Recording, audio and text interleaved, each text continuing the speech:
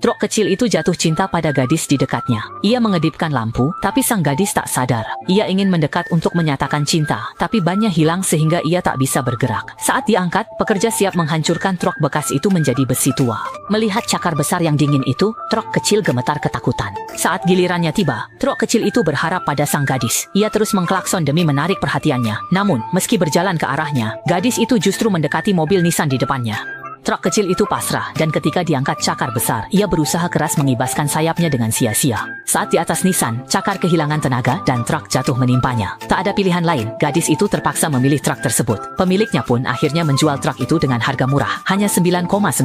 Truk kecil baru itu sangat bersemangat. Saat gadis itu masuk mobil, truk kecil memberikan surat cinta melalui laci kursi. Tanpa nama pengirim, dia tak tahu itu dari si truk. Saat hendak pulang, sebelum sempat tancap gas, truk itu melaju sendiri pamer keahlian. Truk yang melaju tanpa kendali ini membuatnya ketakutan, hingga dia mengira ada hantu.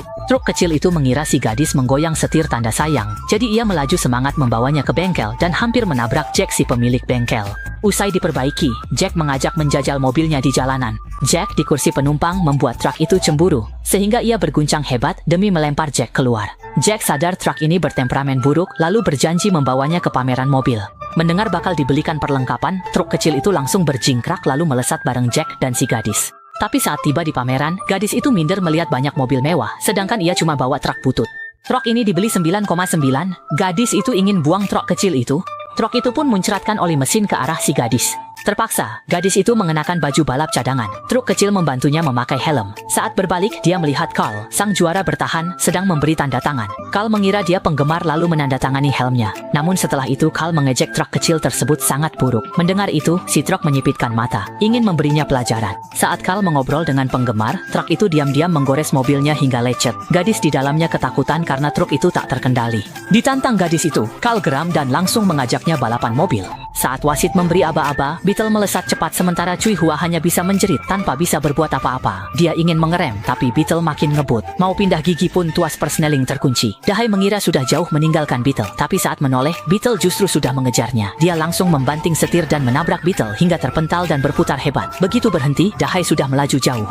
Cui Hua marah besar. Ia tarik tuas. Listrik mengalir ke sistem, lalu mengejar. Dahai bangga, tapi terkejut saat Beetle itu mengejar mundur. Ia ingin menabrak lagi, tapi Beetle menghindar dengan handstand, berputar 360 derajat di udara, dan kembali tegak. Setelah itu, ia masuk gigi maju, mulus menikung, lalu menyalip Dahai.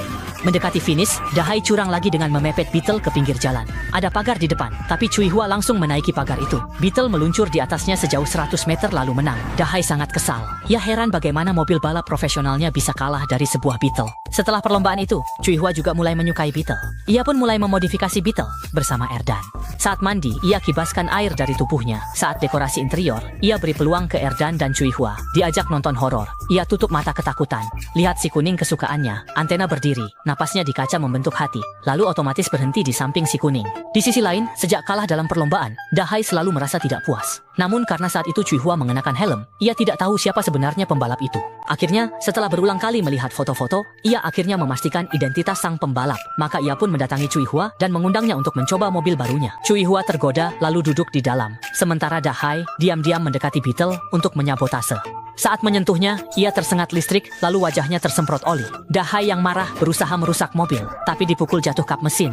Saat Cui Hua kembali, ia berseru bahwa ini mobil terbaik yang pernah ia kendarai. Beetle langsung merasa tidak senang setelah mendengarnya. Ada aku saja sudah cukup, masih mau sepeda lagi? Lalu Dahai pakai mobil balap ini jadi taruhan buat tantang Cui Hua lagi. Pemenang ambil mobil lawan. Ingin mobil baru Dahai, Cui Hua setuju tanpa ragu. Besoknya saat lomba, Beetle memimpin jauh, tapi Cui Hua ingin lebih cepat lagi. Katanya dia sangat suka mobil itu. Begitu mendengarnya, Beetle langsung merasa sedih, lalu tiba-tiba menginjak rem dan berhenti di tempat. Akhirnya Xiaomei pun benar-benar kalah dalam lomba itu. Marah, Xiaomei memaki-maki Beetle habis-habisan, dan pada akhirnya hanya bisa melihat Beetle diseret pergi. Tak lama kemudian dia menyesal. Xiaomei mencari Dashu, minta Beetle kembali, tapi ternyata Beetle sedang menderita. Tiba di lokasi, Xiaomei sedih melihat Beetle rusak parah.